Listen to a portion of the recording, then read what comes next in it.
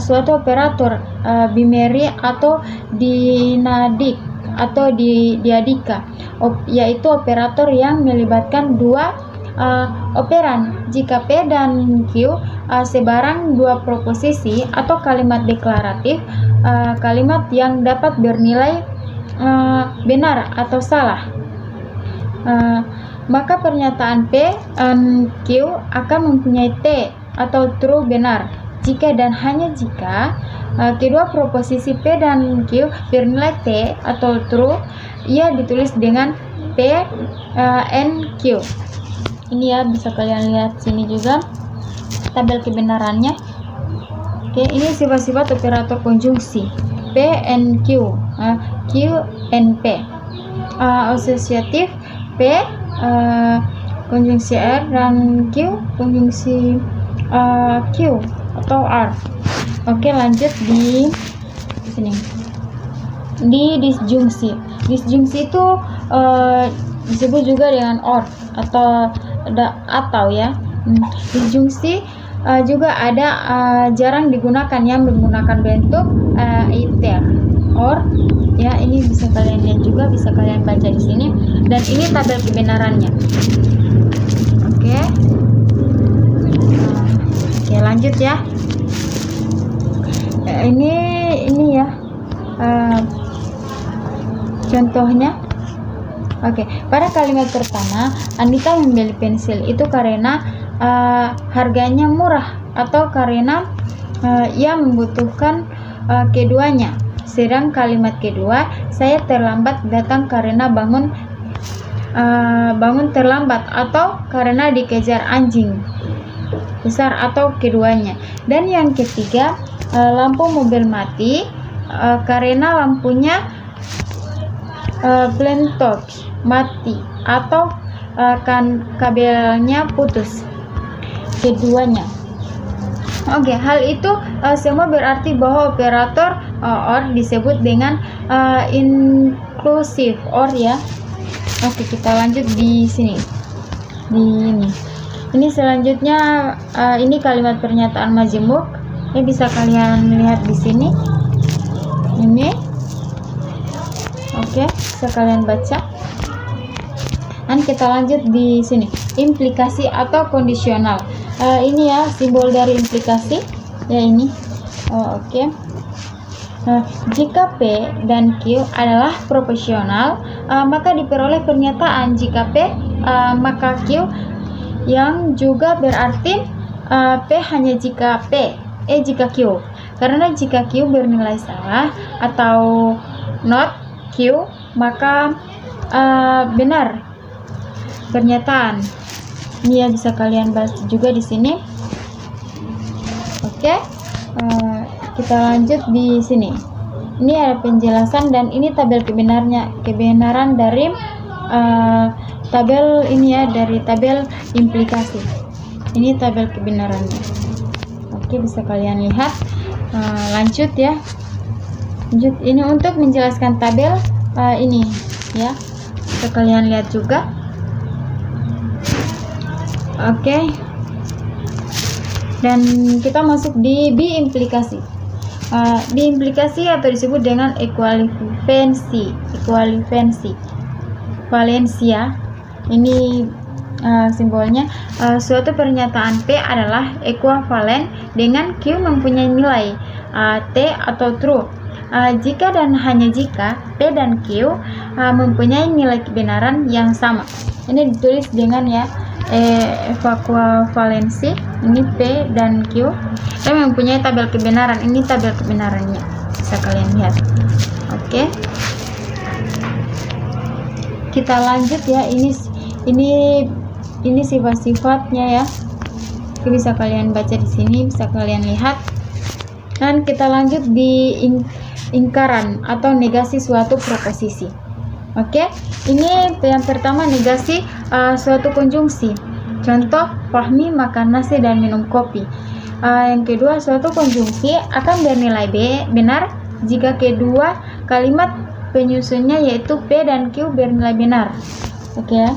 Sedangkan negasi adalah pernyataan yang bernilai salah jika pernyataan awalnya bernilai benar dan bernilai benar jika pernyataan awalnya bernilai salah.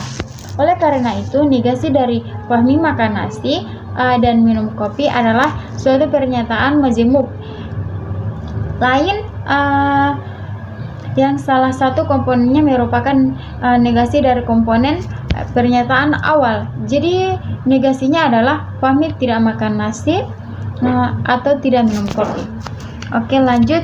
Ini yang kedua ya. Yang kedua itu negasi suatu disjungsi. Contohnya yaitu Fahmi makan nasi atau minum kopi. Suatu disjungsi akan bernilai salah hanya jika kedua komponen penyusunnya bernilai salah. Selain itu benar. Oleh karena itu negasi dan kalimat di atas adalah tidak benar bahwa Fahmi makan nasi atau minum kopi. Oke, lanjut ya teman-teman. Ini atau dapat juga dikatakan Fahmi tidak makan nasi dan tidak minum kopi. Ini yang ketiga, negasi suatu implikasi. Contohnya sebagai, ini jika hari hujan maka Adi membawa payung. Untuk memperoleh negasi dari pernyataan di atas, kita dapat mengubah bentuknya ke dalam bentuk disjungsi. Dinegasikan yaitu ini ya. Ini negasinya, bisa kalian lihat. Oke. Kita lanjut di sini. Oke, yang keempat, negasi suatu biimplikasi. Biimplikasi atau dikondisional adalah pernyataan majemuk dari dua pernyataan P dan Q yang dinotasikan dengan P. Ini ya, bisa kalian lihat juga. Oke. Ini bisa kalian baca. Oke, kita lanjut ya. Ini sebagai penyelesaiannya.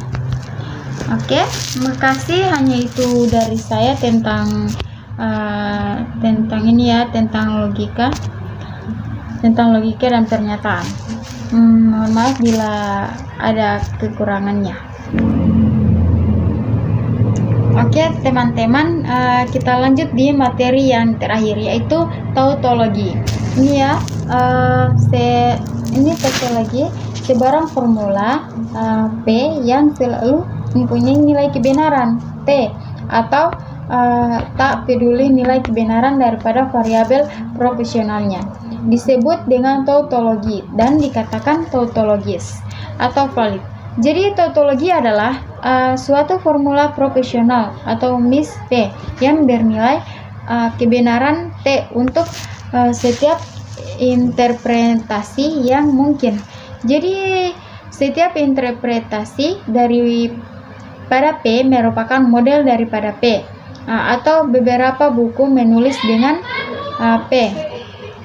Dengan definisi tersebut, maka semua entry dalam kolom daripada tabel kebenaran yang nilai formula tersebut adalah T. Oke, kita lanjut di sini. Ini ya.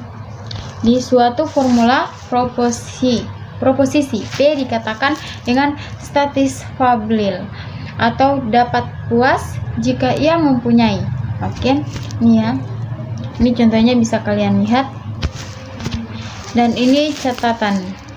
Ini catatan bisa kalian lihat juga di sini ya. Oke. Next. Di next ini dikatakan bahwa dua formula P dan Q adalah ekuivalen, logis atau logisly. Ekuivalen, jika ekuivalen logis mereka yaitu P, Q adalah suatu tautologi, atau dapat dikatakan bahwa mereka mempunyai tabel kebenaran yang sama.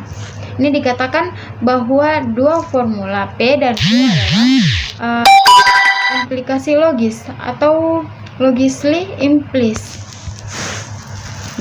Jika implikasi logis mereka yaitu P, Q adalah suatu tautologi.